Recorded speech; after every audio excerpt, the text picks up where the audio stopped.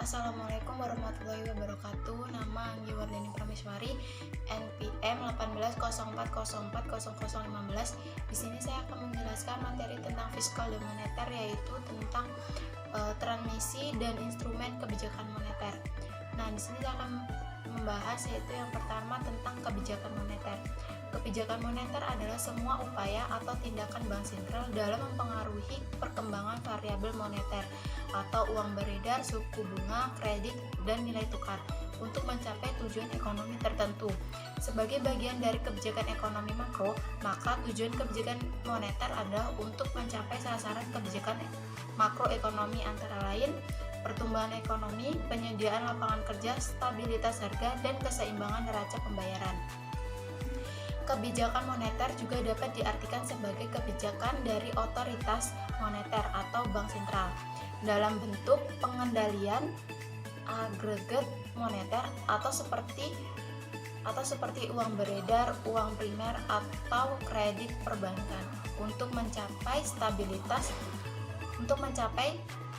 perkembangan kegiatan perekonomian yang diinginkan dicerminkan oleh stabilitas harga, pertumbuhan ekonomi, dan kesempatan kerja yang tersedia. Kebijakan moneter adalah upaya untuk mencapai tingkat pertumbuhan ekonomi yang tinggi secara berkelanjutan dengan tetap mempertahankan kestabilitasan harga. Untuk mencapai tujuan tersebut, bank sentral atau otoritas moneter berusaha mengatur keseimbangan antara persediaan uang dengan persediaan barang agar inflasi dapat terkendali, tercapai kesempatan kerja penuh, dan kelancaran dalam pasokan atau distribusi barang. Kebijakan moneter dilakukan antara lain dengan usaha satu namun tidak terbatas pada instrumen bagian sebagai berikut, yaitu suku bunga, giro, wajib minimum, intervensi di pasar valuta asing, dan sebagai tempat terakhir bagi bank-bank untuk menjamin uang apabila mengalami kesulitan likuiditas.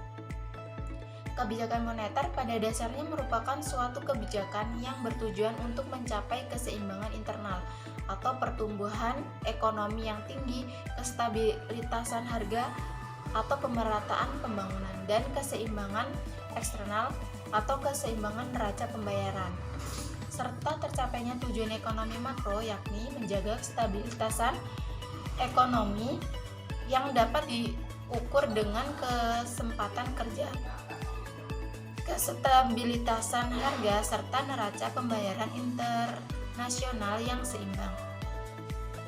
Apabila kestabilan dalam kegiatan perekonomian terganggu, maka kebijakan moneter dapat dipakai untuk memulihkan atau tindakan stabilitas. Pengaruh kebijakan moneter pertama kali akan dirasakan oleh sektor perbankan yang kemudian ditransfer pada sektor real. Mekanisme transmisi kebijakan moneter merupakan kebijakan yang digunakan untuk mempengaruhi perekonomian. Bank Indonesia atau BI menggunakan 6 saluran transmisi kebijakan moneter, yaitu uang, kredit, suku bunga, nilai tukar atau harga aset, dan ekspektasi. BI menggunakan 6 saluran tersebut untuk memenuhi target kebijakan moneter, yaitu stabilitas harga, pertumbuhan ekonomi, kesempatan kerja, dan keseimbangan neraca pembayaran. Untuk memenuhi target kebijakan tersebut, BI mengeluarkan instrumen kebijakan moneter, yaitu operasi pasar terbuka atau open market operation, fasilitas diskon atau diskon rate, rasio cadangan wajib atau reserve requirement ratio, dan imbuan moral atau moral persuasion. Kebijakan moneter melalui jalur ekspektasi cenderung lebih mendapatkan perhatian dibandingkan 5 jalur lainnya. Dalam teori ekspektasi dipahami bahwa masyarakat cukup rasional dalam mengantisipasi kemungkinan terjadinya inflasi di masa depan. Oleh karena itu, masyarakat cenderung lebih banyak berbelanja pada saat ini dibandingkan di masa akan datang, karena kemampuan belanja di masa akan datang akan turun.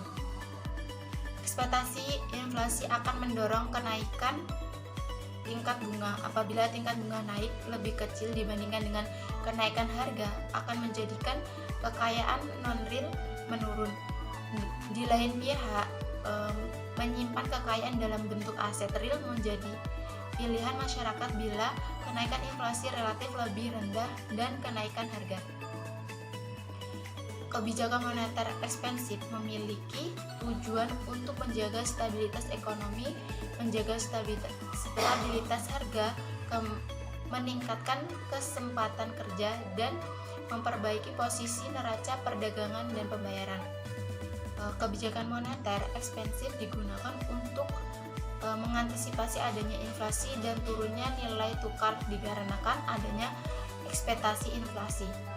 Upaya yang dilakukan pemerintah untuk meminimalisir ekspektasi inflasi adalah dengan membeli surat berharga pemerintah, menurunkan tingkat bunga diskonto, atau menurunkan besaran cadangan wajib.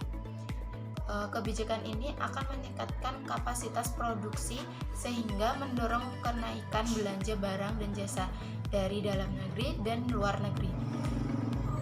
Kenaikan volume perdagangan ke luar negeri akan menambah jumlah mata uang asing terhadap jumlah rupiah sehingga meningkatkan nilai kurs. Indonesia menggunakan sistem perbankan ganda atau dual banking system.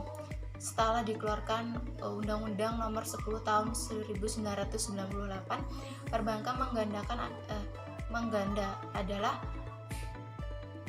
pemberlakuan sistem perbankan dengan menggunakan sistem konvensional dan sistem syariah. Undang-undang ini memberi kesepakatan bagi bank umum konvensional digunakan untuk melayani transaksi keuangan dan masyarakat yang lebih memiliki prinsip syariah. Keadaan ini yang menjadikan instrumen kebijakan moneter tidak hanya menggunakan prinsip bunga, tetapi juga prinsip syariah, yaitu bagi hasil dan jual beli. Kemudian yang kedua itu membahas tentang instrumen kebijakan moneter. Instrumen kebijakan moneter Islam dapat dikelompokkan dalam dua kelompok besar. Yang pertama, kontrol kuantitatif pada penyaluran kredit, dan yang kedua merealisasikan tujuan sosioekonomi. Kontrol kuantitatif pada penyaluran kredit atau kontrol kuantitatif pada penyaluran kredit dapat berupa tindakan-tindakan sebagai berikut. Yang pertama, statutory reservoir requirement. Pada ekonomi Islam ini merupakan instrumen yang penting karena diskon rate dan operasi pasar terbuka tidak dapat berlaku. Bank komersial diwajibkan menetapkan sebagian dananya yang berasal dari demand deposit pada bank sentral sebagai statutory reservoir. Reservoir requirement ini hanya berlaku pada demand deposit, bukan pada mudharabah deposit. Hanya berlaku ini dikarenakan mudharabah deposit merupakan penyertaan atau equity dari penabung pada bank tersebut, di mana dimungkinkan memiliki laba maupun resiko rugi. Sistem ini akan baik bila ditunjang dengan pengawasan bank yang baik pula. Yang B, credit ceiling, yaitu batasan nilai kredit tertinggi yang bisa diberikan dengan komersial untuk menjamin bahwa penciptaan kredit total sesuai dengan target moneter. Dengan hanya mengandalkan reservoir requirement yang memudahkan bank sentral melakukan penyesuaian pada high power money, belum bisa menjamin keberhasilan manajemen moneter karena dapat terjadi ekspansi kredit melampaui dari jumlah yang ditargetkan.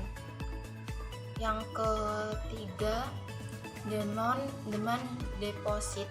Untuk mempengaruhi server pada bank komersial, pemerintah berwenang memindahkan demand deposit pemerintah yang ada pada bank sentral kepada dan dari bank komersial. Instrumen ini mempunyai fungsi yang mirip dengan fungsi operasi pasar terbuka, di mana bank sentral mempengaruhi langsung terhadap bank komersial. Kemudian common pool, yaitu instrumen yang masyarakat kan bank-bank komersial untuk menyisihkan sebagian deposit yang dikuasainya dalam proporsi tertentu yang berdasarkan kesepakatan bersama guna menanggulangi masalah likuiditas. Instrumen ini memiliki kemiripan fungsi dengan fasilitas rediskonto pada bank sentral konvensional untuk memecahkan masalah likuiditas. Yang kemudian moral suasion, yaitu kontak-kontak personal, konsultasi, dan pertemuan bank sentral dengan bank komersial untuk memonitor kekuatan dan masalah-masalah yang dihadapi bank-bank komersial. Dengan instrumen ini, bank sentral dapat dengan jelas dan tepat memberikan saran guna mengatasi masalah-masalah yang dihadapi perbankan, sehingga akan memudahkan tercapainya tujuan perbankan yang telah direncanakan. Yang kedua, merealisasikan tujuan sosioekonomi. Yang pertama ada trailing the credit money supply, yaitu uang intip yang diciptakan bank sentral berasal dari pelaksanaan hak prerogatifnya. Hal ini membawa keuntungan bagi bank sentral karena biaya yang dikeluarkan untuk menciptakan uang lebih kecil daripada nilai minimalnya, atau dikenal dengan money seignoraga. Oleh karena itu, dengan adanya seignoraga tersebut, maka sewajarnya bank sentral menyisihkan dana sebagai fee atau pajak yang utamanya digunakan untuk membiayai proyek-proyek yang dapat memperbaiki kondisi sosial ekonomi masyarakat miskin dan mengurangi ketimpangan distribusi pendapatan dan kekayaan. Yang kedua ada goal oriented allocation of credit. Alokasi pembiayaan perbankan berdasarkan tujuan pemanfaatan akan memberikan manfaat yang optimal bagi semua pelaku bisnis, juga akan menghasilkan barang dan jasa dapat didistribusikan kepada semua lapisan masyarakat. Pada kenyataannya hal ini sulit terjadi. Ini dikarenakan dana yang dapat dihimpun oleh perbankan umum sebagian besar berasal dari penabung kecil, namun dan pemanfaatannya dalam bentuk kredit lebih tertuju pada pengusaha-pengusaha besar. Yang C yaitu transmisi kebijakan moneter. Setelah bank sentral mengubah instrumen-instrumen moneternya, maka secara teoritis konsep transmisi kebijakan moneter dimulai. Pengubahan instrumen moneter tersebut akan mempengaruhi sasaran operasional. Misalnya bank sentral menaikkan SBI. Peningkatan ini akan berdampak pada kenaikan suku bunga pasar uang antar bank atau PUAB, suku bunga deposito, kredit perbankan, harga aset, nilai tukar, dan secara akhir juga berdampak pada penargetan inflasi di masyarakat. Seiring perkembangan struktur dalam perekonomian, maka transmisi kebijakan moneter tidak hanya memulai jalur uang saja, melainkan berkembang menjadi 6 jalur. Salah satu di antaranya melalui jalur suku bunga. Mekanisme transmisi kebijakan moneter melalui jalur suku bunga menekankan pada pengaruh perubahan struktur suku bunga di sektor keuangan. Pengaruh perubahan suku bunga jangka pendek ditransmisikan kepada suku bunga mengarah atau panjang yang berdampak pada permintaan yang selanjutnya berpengaruh pada inflasi.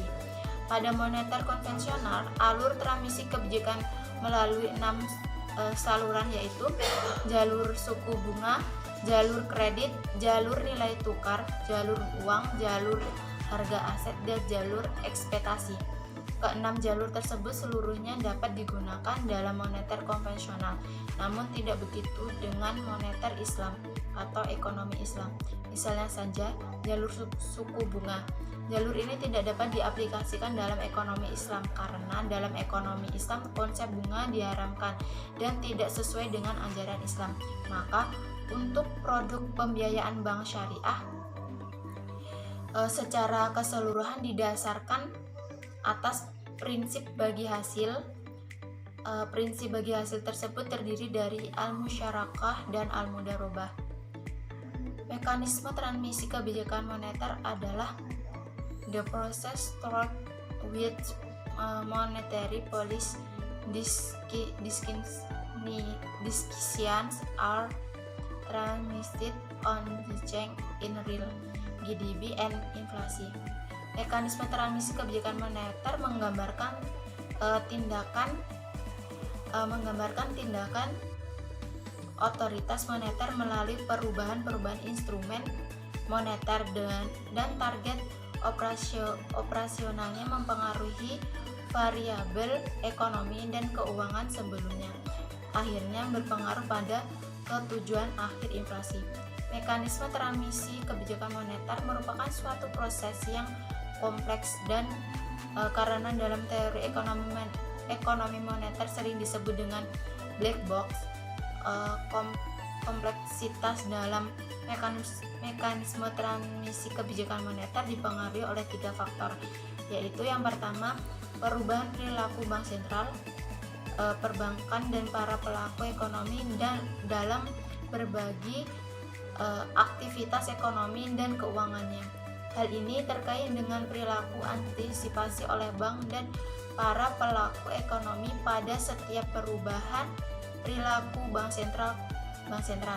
Yang kedua, lamanya tegang waktu atau time lag. Sejak kebijakan moneter ditempuh sampai sasaran inflasi tercapai. Hal ini dikarenakan transmisi moneter banyak berkaitan dengan pola hubungan antara berbagai variabel ekonomi dan keuangan yang selalu berubah sejalan dengan perkembangan ekonomi negara.